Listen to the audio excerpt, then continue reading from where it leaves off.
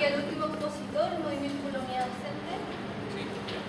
Buenas tardes a todos y a todas. Mi nombre es Eduardo González, soy profesor del Liceo del INSUCO de Valparaíso y en representación de las y los compañeros de la organización quisiera estructurar esta presentación breve en torno a tres ejes.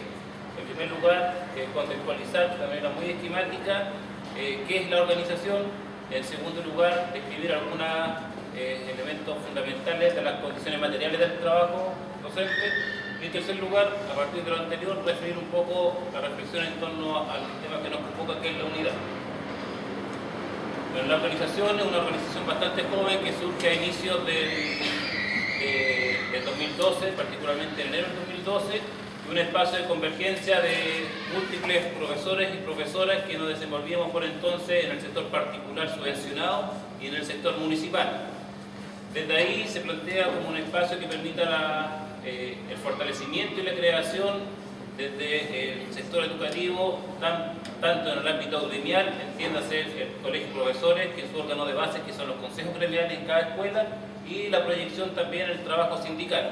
Por tanto, la organización hoy se desarrolla en esas dos variantes, digámoslo así. Una de las tareas fundamentales que hemos definido para este periodo tiene que ver con la idea de que la organización se constituya a nivel nacional.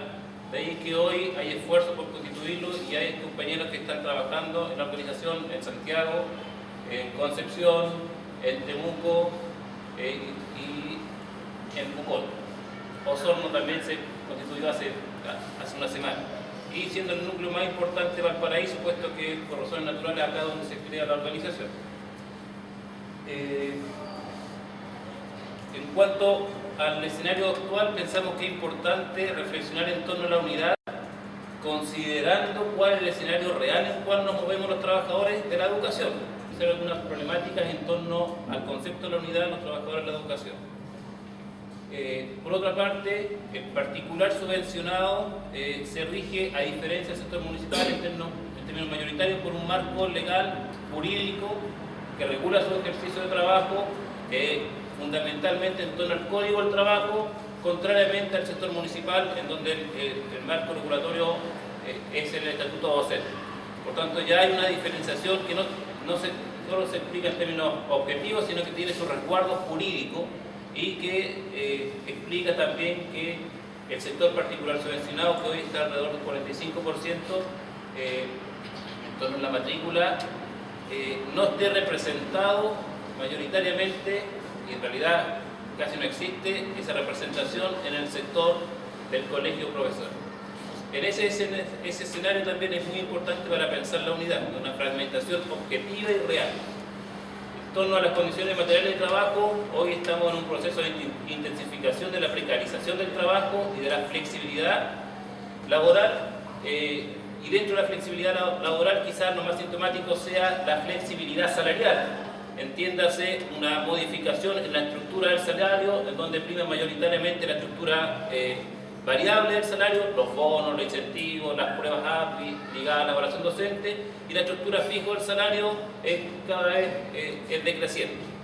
La ofensiva neoliberal en esta coyuntura en particular lo que pretende es radicalizar esa lógica en el sistema educativo, haciendo un ajuste de la fuerza de trabajo en esa perspectiva.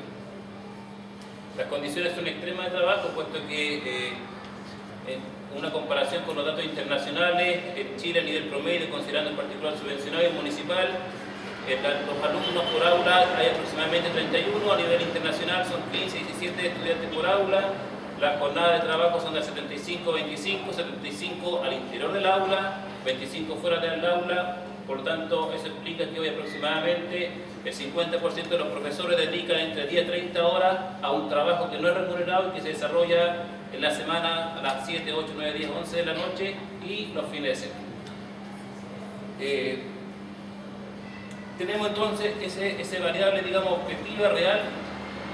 Ahora, desde el punto de vista de la organización, hay una problemática fundamental que tiene que ver con la organización que creó la dictadura militar en reemplazo del SUTE, que es la principal organización de los trabajadores de la educación durante el periodo de la Unidad Popular, pero que había sido creado un par de meses antes. La organización que es el Colegio de Profesores, como le decía anteriormente, más allá de las subjetividades, y más allá de las voluntades y las declaraciones políticas que algunos podamos hacer, hoy por condiciones reales y objetivas no representa a la mayoría de los profesores porque están en otra lógica, regulados por otro régimen jurídico. Entonces ahí la organización gremial es tan total que acorta desde esa perspectiva y que acorta también porque no aglutina a los trabajadores de la educación en su sentido más amplio. Asistentes de la educación, auxiliares, secretariado, importante, una lógica exclusivamente sectorial ligado al docente, que se explica también por el proyecto ideológico de fragmentación impulsado por la dictadura cuando crean los distintos colegios profesionales. Ahora, desde el punto de vista ideológico, el tema también es bastante complejo, puesto que hay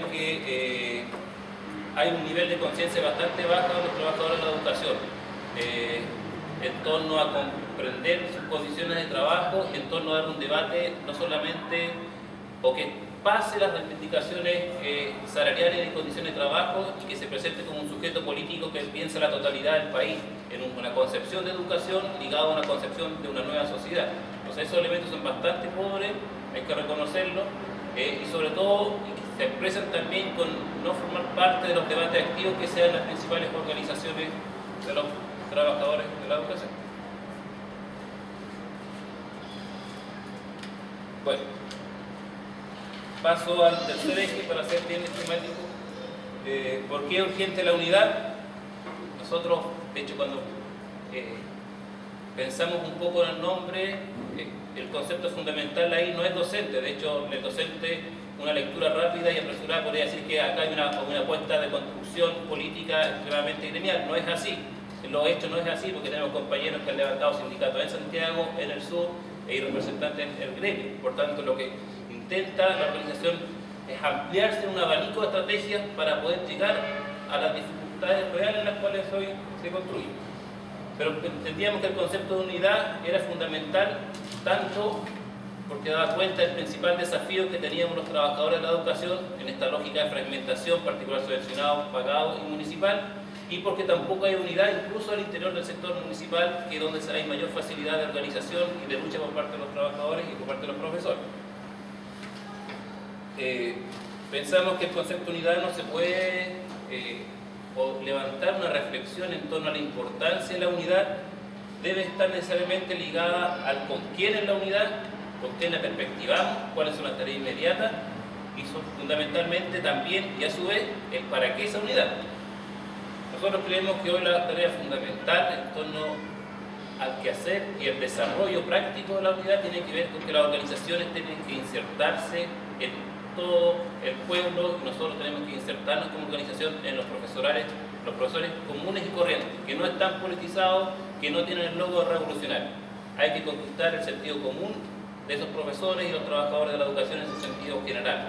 Por tanto, si hablamos de unidad, tenemos que hablar en un sentido de masividad de la construcción y con organizaciones que tienen esa perspectiva como una tarea fundamental en este periodo.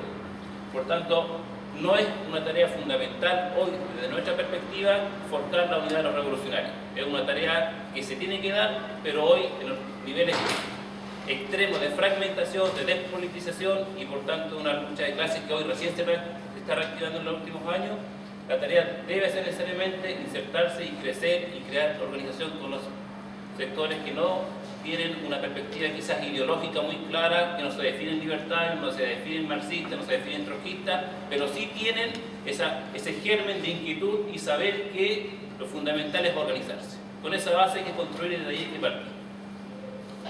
¿La unidad para qué?